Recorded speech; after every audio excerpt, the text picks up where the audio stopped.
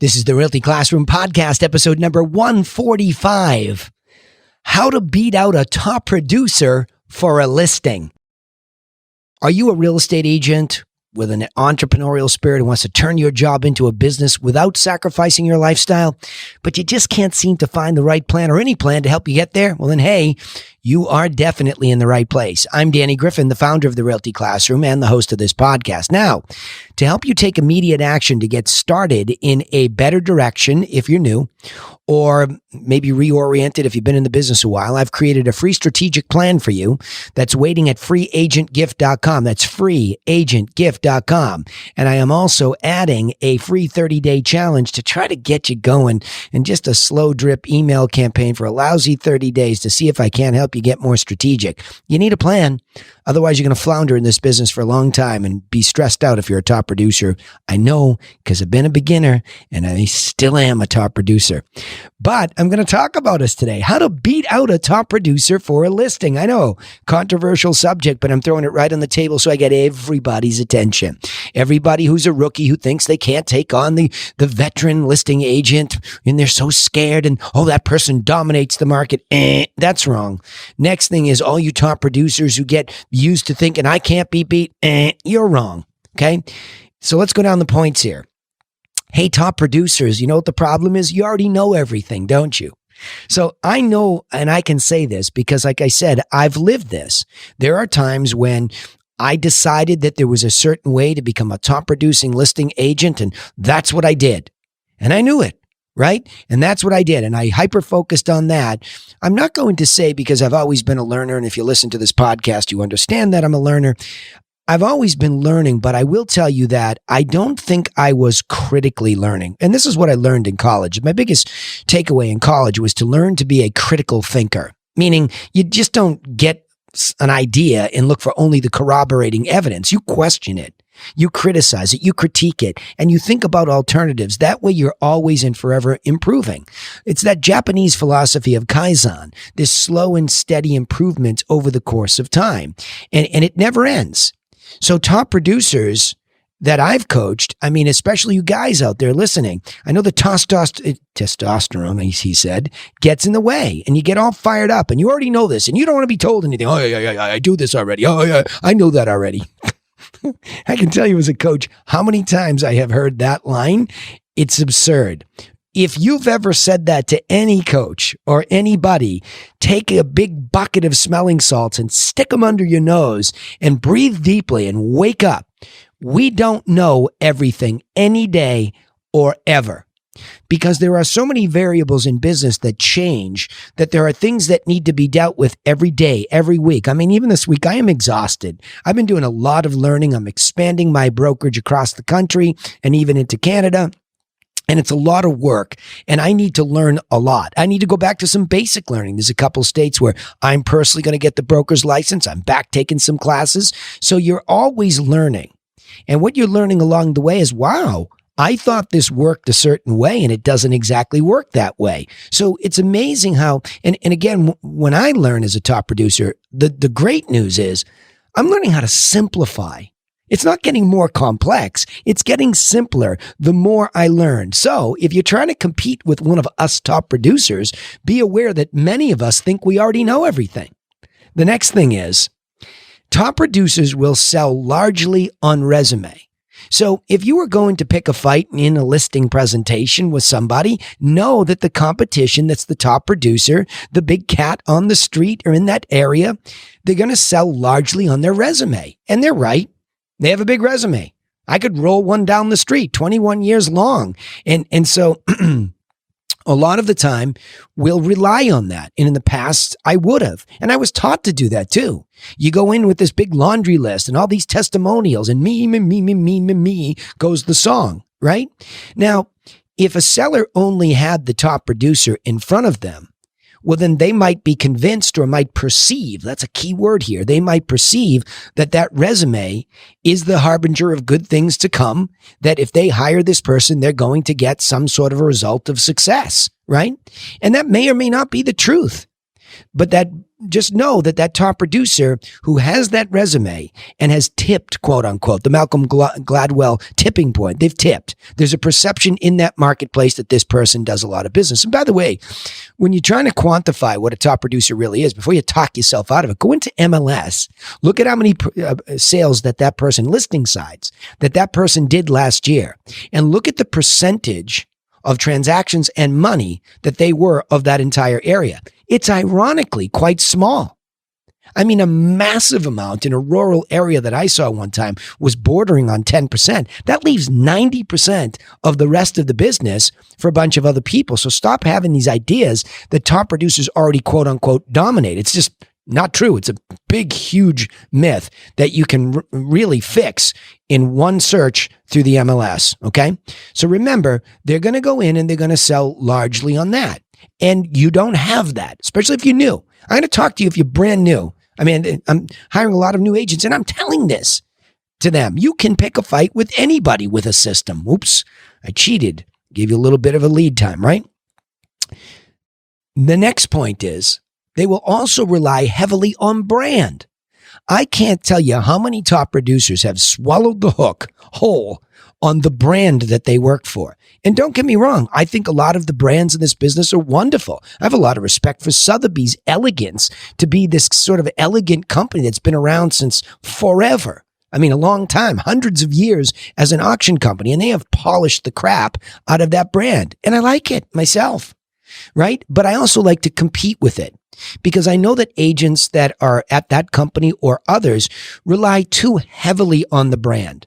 So when they go in, oh, we're this, and we have international buyers, and we have this laundry list, it's such a bunch of nonsense.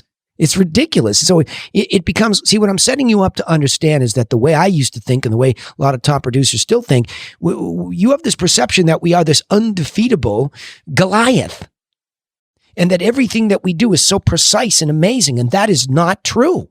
It's not true. So relying on resume and brand makes Goliath super vulnerable. So let me get into how. So I've set this up for you, and I'm going to get into how specifically. Number one, top producers get high on their own supply. That's a line from Scarface, one of my favorite movies, right? When Tony Montana was warned, don't get high on your own supply. Top producers do that. And it's really more the law of corroboration, where they get excited, right, that they're doing well, and they just think they know everything. And maybe they'll go over here and pick a little bit from this coaching program and a little bit from that software and a little bit, but they just keep the walls up because they know everything. No, I've done that before. It didn't work for me. I've been there, right? I'm all fired up about this subject because it's my own cathartic moment too, to become smarter, humbler, and more of service to the client. You have to go through this, but you can pick a fight right now with a top producer. And I say that in a loving way. You know what I mean? Competition. I'm for it. It makes us all better. Top producers know everything. They'll sell largely on resume. Look at me. Look at how long this resume is. Look at all my testimonials. And I work for this brand, and this brand has international connections, blah, blah, blah. Okay. So that's what we're dealing with. So how do you compete with that? Well, the fourth point here is by offering your simple, this is to the sellers at the luxury level even, offering your simple systematic approach to empower the seller versus muscling the seller into doing business with you. I hear so many top producers just locked in, and I coach a couple of them, and they're trying to break it, and at least they're trying to like, all right, leave me alone. Let me do it my way. But would you teach my agents a better way? I'm just having no trouble letting go. I got a guy up in Canada, 2 hours in a house. 2 hours. I used to do the same. You know what? Somebody, once they say yes after 2 hours, it's a surrender. They're surrendering. They want you out. Maybe you have clubbed the competition to death. I get it. But that's all about you if it took that long. You're not really there to empower the seller by just taking through a systematic approach. I will be out in a listing presentation tomorrow. I've already done a warm-up listing presentation online, and it really took under 30 minutes to fully educate him on what I could do to help him, and even without me, how I thought he should consider certain aspects that didn't work the first time when he expired. Okay. I'm not there to muscle anybody. And I think what's amazing, and again, you all hear me in a coaching context. And this is obviously a monologue each week because I just want to get information out. I'd love to start an interview series someday, but right now I just got to get this information out to you because I think you can take action on it and monetize it and improve your life through a better business, but serve more sellers and buyers appropriately. So the idea is, if you were to show up, let's say that the top producer's been there and they've done their thing, and you're going to show up and you got this ogre-like seller. Imagine the worst case, because that's what you're afraid of. You're afraid that this person, they've already met with this great person, and you think you're this little mouse showing up, and you're just thrilled that you got a bite, and you'll just get in and get out. And you can tell all your friends, well, I got to compete. No. I want you self-confident to understand that if you will walk in and you will hit that front door, thank you so much for having me over tonight. I appreciate it. Would you mind taking me for a quick tour of the property so I can see what we're going to discuss? Boom. Right off the bat. Professional. Now you're going to go through the property. I don't care if it's a condo that takes 2 seconds to walk through. Show me the highlights. What are the features you like the best about it? You say to the seller. So now that the seller is indulging the product with you, you are learning about the product. You need to see this because in your mind's eye, when you sit down and you go through a systematic approach, you're going to have to talk about how the current condition, the layout, the lighting, the views, whatever it might be. What are the unique features and benefits of those features that are going to help you give the best advice to this person? So now we've indulged the product. Next, wonderful. Would it be okay if we sat down and I could lay out my materials across from you? And if there's partners, spouses, siblings, everybody across from you, if possible, where your presentation is to all decision makers at once. Great. Before I get into this, now we're sitting down at a dining room table. You're standing up. There's nothing left in the house except the countertop. That's mine tomorrow. Wonderful. Before I go through some of this material, let's just reiterate again. You wanted to sell this house because it looks like from my notes here, you've moved across the country. Is that right? Yes. Now they start to tell you a little bit about their situation. So we've done product. Now we're talking about their situation. So as you see the difference with this versus this muscle technique that top producers often use, is that this is a process where we are engaging the seller and they are co-creating this event. And people will support what they help create. Let that sink in. So now, and this isn't nefarious or underhanded. This is honest. This is integrity. I am there to serve. You are there to serve, and you are there to empower. If you do nothing else but empower that seller, and when you walk out the door, you know you left them better than you found them, then you have left a really good imprint for your brand over time. So now it's the why. Interesting. And on a scale of 1 to 10, you told me on the phone, or you told my telemarketer on the phone, my inside sales agent, my office, that you were a 10. Is that right? Yep. Got to get out of here. I've already moved, as you can see. Okay, wonderful. Let me just talk a little bit about the process that I would take you through. And truthfully, it's the universal steps that we're through. And I know that you had expired in the market, so I'm going to hit a couple of these that I think are hyper relevant to you. But let me start all of it. Let's get this fresh. 1, 2, 3, 4, 5, 6, 7 in my case. I have a 7-step plan that I walk through. Now, in this case, there are questions about pricing it right. The case tomorrow, I have a scientist, literally a scientist, and I've already done a Zoom call with him. We went over metrics and we just hit it off over metrics, not complicated ones. Very simple. Sold to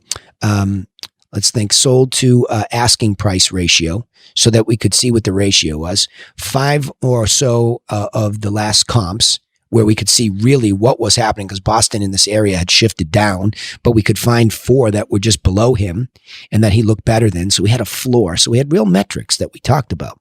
And this is really about, the meeting physically to reiterate. And by the way, I am going to reiterate tomorrow exactly what I did on the Zoom. I am not going to go back and presume that he remembers a word I said. I'm going to go right back through it again. And I'm going to actually get a fresh set of numbers, even though it was only a week ago. I'm going to be prepared as if we have never met before. And I am reiterating the systematic approach because I might be up against a bunch of top producers who are going to do these other things. And I am not going to compete on resume, even though I have a long resume. How about that? That's how different I am now. They will find my resume and they can figure that out if they really need it. But I am genuinely there to open up a competitionless lane, meaning I know I have competition, but I want to compete differently against all the top producers that I'll be up against. And I don't even know if I am at this point because of the connection we made online, but I'm going to go through those 7 points. Is there anything in this between the Zoom call and reiterating it again that I haven't touched upon? Well, I'd like to ask a little, and they'll indulge in a little bit deeper. So now going through this system, now I can find out what is the real objection or sticking point or whatever. And instead of babbling at them for 2 hours post the presentation of the 7 steps, I know what to focus on. I don't need to tell them about everything that I know. I need to know what's important to them, and I need to resolve that. Because if they're beginning to trust me at this point, then they can trust that they've just seen the framework for what I'm going to do. If they want to really know how I'm doing it at every step of the way, sure. So everything's open communication once we get going. But I will indulge you while you have me. Is there anything specifically on here you want me to go deeper into? You want me to explain more? And so even if you're new at this or you're a rookie at this, how dramatically off are you going to be or feeling off when the question comes your way? Maybe you don't know. Maybe you need to. That's a great question. You know what? I don't know the answer right now, but as soon as I get back to my office, let me talk to my business partner, and I'm going to get you a little bit more detail on that. Defer. Don't panic. And so that's how I go through it. And at the end, then we say, okay, now that we've gone through the system, let's take a look at the math, the stats. Here are the ones we talked about online that sold. Here's what they offered. Here's how long they were on the market. Here's my analysis of what I think that means as far as our asking price. You have a couple options. If you cheat up here, we can see, but I think the traffic will be thinner. But if we come here right on top of these sales, I think you're going to be hot out of the box. And I think that will lead it, but I don't know until we do this. How do you feel about those 2 starting points? Well, you know what? I really want to get it done. I don't want to keep reducing my price. And this is a real conversation that I've had with him. And I'm telling you, I'm up against other top producers. So even though I am one, I have this unique perspective that I'm saying I'm going to compete against them, and I'm telling you how I'm going to do it and how you should do it. And that's through the systematic approach. So at the end, I'm going to show them the metrics, and then I'm going to show them the net sheet again. We're going to go through, and I can refine the net sheet because of the conversation we had. So now I'm going to show him a very small range of, okay, if we're at the lower end like these, here's where we go, here's all the costs. If we're at the higher end, here's what it looks like. And even though he's a scientist, I've curated and organized the information for him. I've chunked it up and made it easy. He can look at it and he can stay focused on what he walks away with. And now he can feel comfortable that this is a reality, that instead of carrying this thing till the spring or the fall, and whenever he thinks there's going to be a miracle, which there's not, interest rates are already moving up. Market's already getting better, from the COVID exodus from Boston. So we have a couple of things going on where we might have a sweet spot. If we just get this rolling, let's get this done. And then move off to the West Coast without this hanging over your head. There you go. Done. Now, if I don't win it, at least I know that I left that seller better than I found them. And at least that I know I stuck to a very specific way of empowering that seller. Now, if I lose, let's go back to not knowing everything. Why'd I lose? Could you educate me? Why did you go with somebody else? What was your perception? And a lot of times, and this is how I've learned as a top producer, I remember going in there, oh, we love your system. But, this company told us they have buyers coming out of New York because they have offices down in New York. Oh my gosh. When I learned that, I'm like, really? That's why I lost? Okay. So now if that objection ever comes up, I say, well, I can go into MLS in 30 seconds and I can look at that company and I can look at all the deals that they double-ended because they came in and promised you that they had a unique list from New York that they were going to bring these people in. Tell them to show you that list and then go with them for that reason. But if they can't back up that reason, see, and that's what a lot of top producers do. They make these wild statements that nobody questions. Right? I mean, think about this.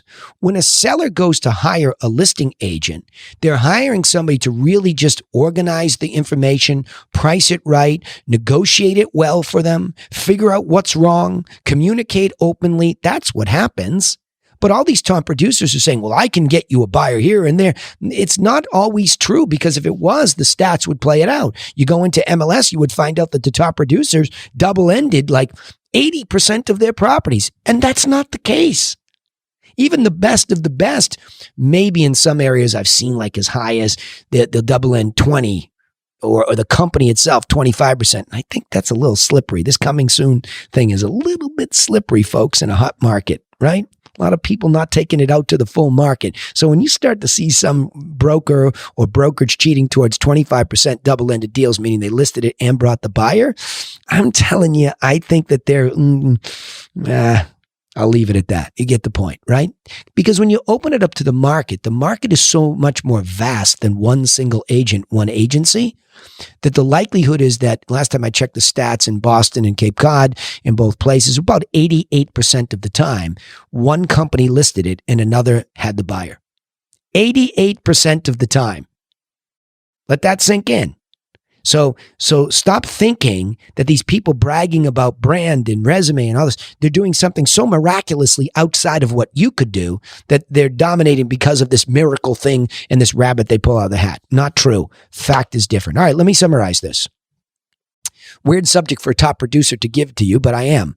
How to beat out a top producer for a listing, because I think differently now than I used to as a top producer. I realized, number one, that top producers sometimes think they already know everything. I did, and I adjusted. Secondly, they'll sell largely on resume. I also did this.